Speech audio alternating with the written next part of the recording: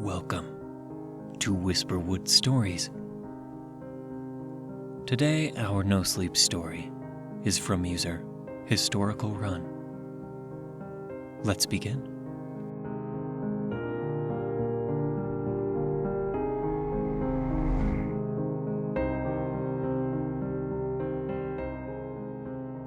Angel in the Attic. At dinner, my sister Lindsay excitedly told us about the angel in the attic. We grew up in a religious family, so it wasn't too weird that her imaginary friend would be of the biblical variety. She was 8 at the time, making me 15, 5 years ago. We were at my mom's sister's, Aunt Margaret, visiting for the summer. Aunt Margaret's house might be considered a mansion by some. Rooms upon rooms, 3 stories tall.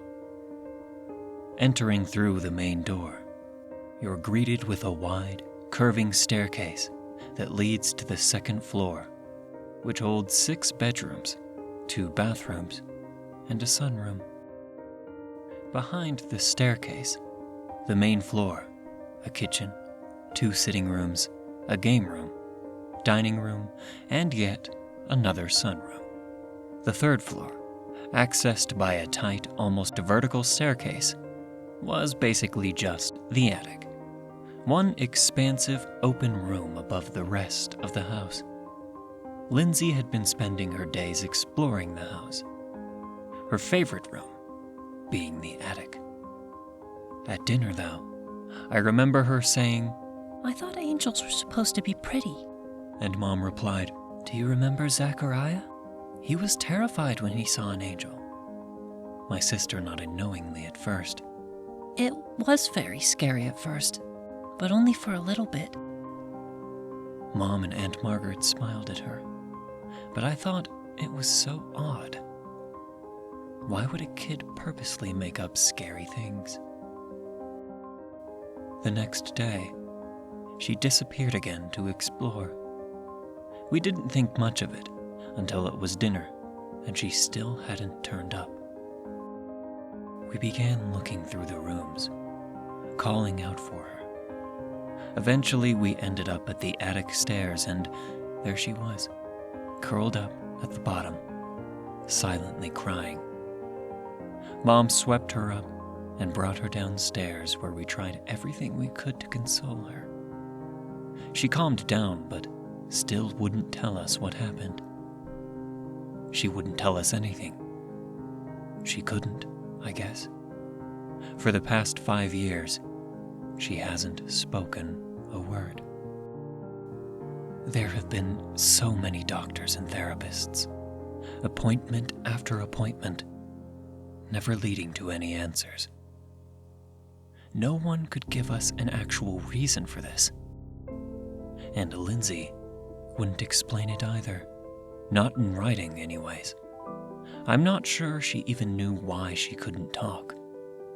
The 3 of us made an unspoken agreement to never return to Aunt Margaret's, though. Until Aunt Margaret died last week, and Mom somehow ended up being the one in charge of her estate. So back we went, just Mom and I.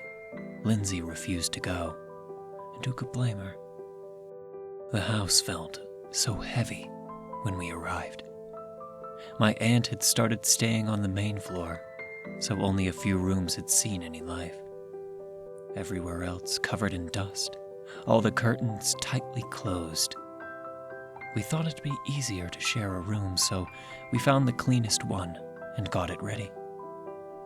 Fresh sheets and an open window instantly improved the conditions, so you almost forgot about the musty and oppressive state of the rest of the house. Exhausted from traveling, we both slept hard that night. In the light of a new day, we found ourselves emboldened and ended up at the attic steps. We stood there for a few minutes, Mom looking up the staircase, me watching her. We could be here all day, so I went around her and began going up. She followed closely behind me. The stairs creaked with each footfall, moaning under our weight, warning us. As we crested the top, we could see there was nothing except boxes and old furniture covered in more dust than the downstairs. A few boarded-up windows provided enough light to see, and we walked through, not really sure what we were looking for. A box of old books, my grandmother's dresser, someone's coin collection, a mix of feeling at ease and disappointed. We still couldn't find an explanation for my sister's condition. There was nothing worthwhile. We decided to go back down and start on the main floor, sorting Aunt Margaret's belongings into keep or donate boxes. I was distracted.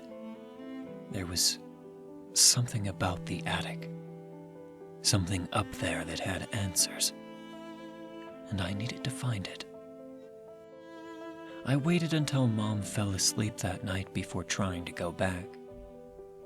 I slipped out of bed and made my way through the winding halls. I had my phone's light, but it only uncovered a few steps ahead of me. At the staircase, I paused, looking up the narrow corridor. There was some other light on up there, illuminating the top of the stairs and the landing. With each step I took, I felt calmer, more sure of myself. And as I stepped into the glow, a warm feeling washed over me. It was so comforting. I saw a figure in front of one of the windows, halfway across the room. The light seemed to be emanating out from them. I was alarmed. Someone had broken in.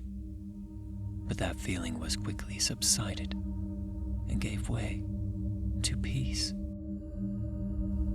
No, they were supposed to be here, and it was okay. My body began moving on its own toward the figure. I wasn't in control, but I didn't care. Its back was to me, and as I drew closer, I could see through the glow. A gray robe draped over it, the sleeves as long as the bottom brushing against the floor. They turned to me then, the hood cascading around their face like hair, the robe swishing fluidly, like it was more than clothes, like it was part of them. The face.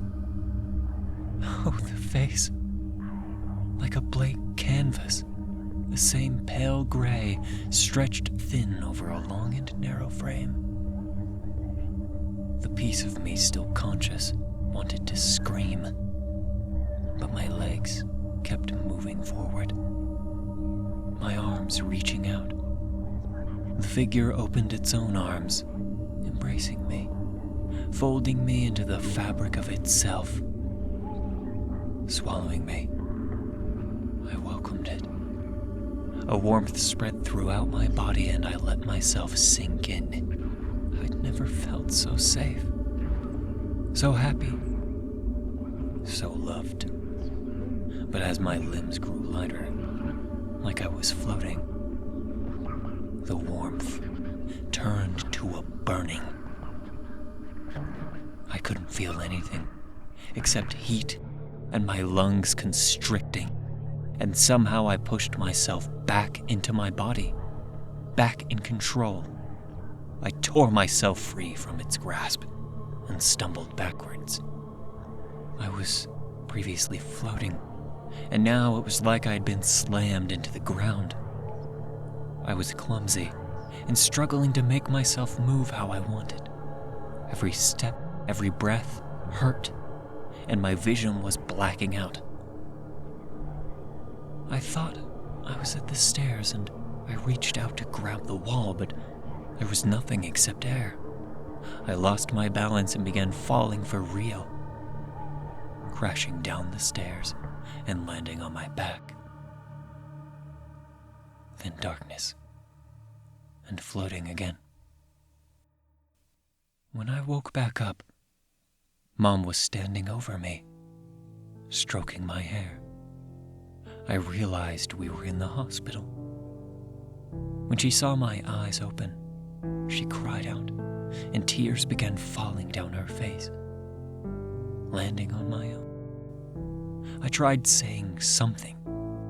I wanted to ask what was happening, but my throat tightened. Nothing came out. I couldn't speak.